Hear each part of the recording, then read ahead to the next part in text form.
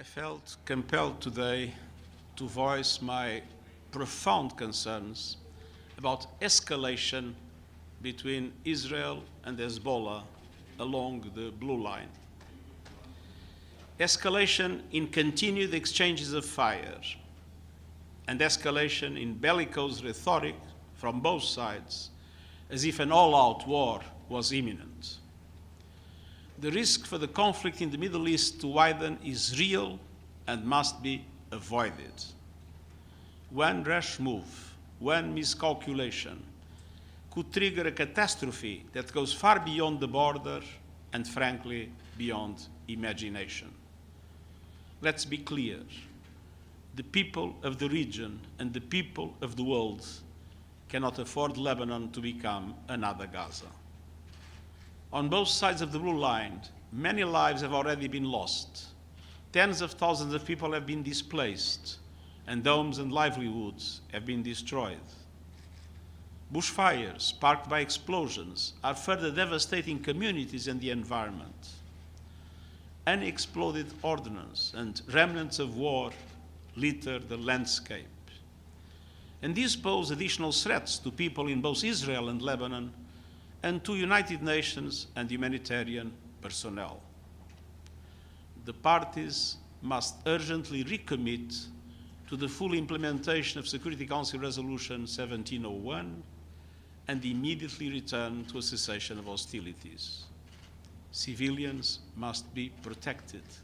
Children, journalists, and medical workers should never be targeted, and displaced communities must be able to return to their homes. The world must say loudly and clearly, immediate de-escalation is not only possible, it is essential.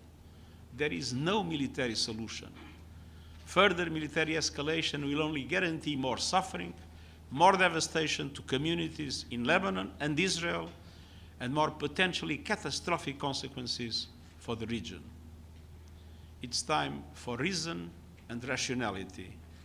It's time for practical and pragmatic engagement by the parties to the diplomatic and political avenues available to them. For our part, the United Nations is actively engaging to promote peace, security, and stability in line with Security Council Resolution 1701. UN peacekeepers, UNIFIL, are on the ground, working to de-escalate tensions and help prevent miscalculation in an extremely challenging environment. I deeply appreciate their service. The cessation of hostilities and progress towards a permanent ceasefire is the only durable solution. And the United Nations fully supports diplomatic efforts to end the violence, restore stability, and avoid even greater human suffering in a region that has seen far too much. As we do so, we continue to press for an immediate humanitarian ceasefire in Gaza, the immediate and unconditional release of hostages, and the real pathway to a two-state solution.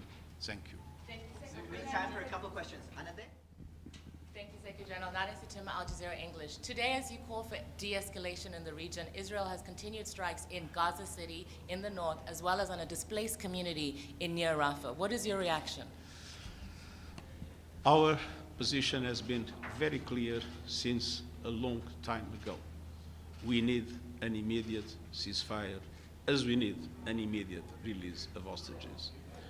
Going on with a military operation that has a dramatic impact on civilians is not solving any problem.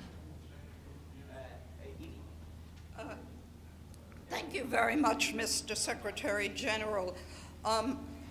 First, can you tell us what the United Nations is doing to try and overcome the lawlessness that is preventing aid from actually getting to the people in need in Gaza?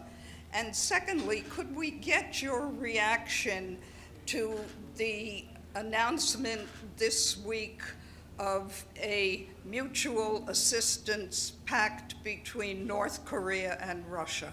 Thank you. Well, there are two different questions. Yes. First of all, the situation in Gaza became a situation of total lawlessness. Most of the trucks with humanitarian aid inside Gaza are now looted. Because this is a war that is different from any other one.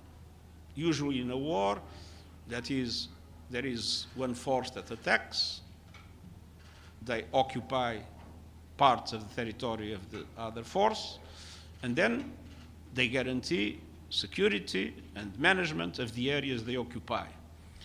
Here we have attacks, we have bombings, and then troops move to other places, Hamas returns to the original ones, and there is total chaos in Gaza, and there is no authority in most of the territory. And Israel does not even allow the so-called blue police to escort our convoys because it's a local police linked to the local administration. So lawlessness is total. We see extreme difficulty in distributing inside Gaza. So the problem is not only to bring things to Gaza, there must be a mechanism guaranteeing that there is a minimum of law and order that allows for that distribution to take place. And that's why a ceasefire is so necessary to then properly organize and implement a plan for that purpose. In relation to the second question, there are sanctions approved by the Security Council in relation to the DPRK. Any relationship of any country with DPRK, including the Russian Federation, must entirely abide by those sanctions. Last question, Deji.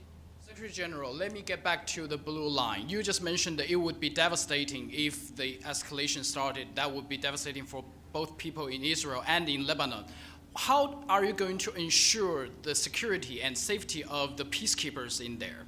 And have you ever engaged with Israeli officials, or do you have any plans to engage with Israeli or Lebanese officials on the situation there? There are permanent contacts of UNIFIL with both sides in order not only to do its best for the escalation, but also to guarantee the mission is accomplished and to protect the security not only of people, but also of the peacekeepers themselves. And there are very detailed plans for the protection of peacekeepers, including in the case of a total explosion. For all situations, there are plans that are established, there are rules to be followed in order to guarantee the safety of peacekeepers, whatever happens. But now our main concern is to make sure that we do not have a dramatic escalation that would be a disaster for the area and for the world. So your personal engagement? Thank you very much. Personal engagement. My personal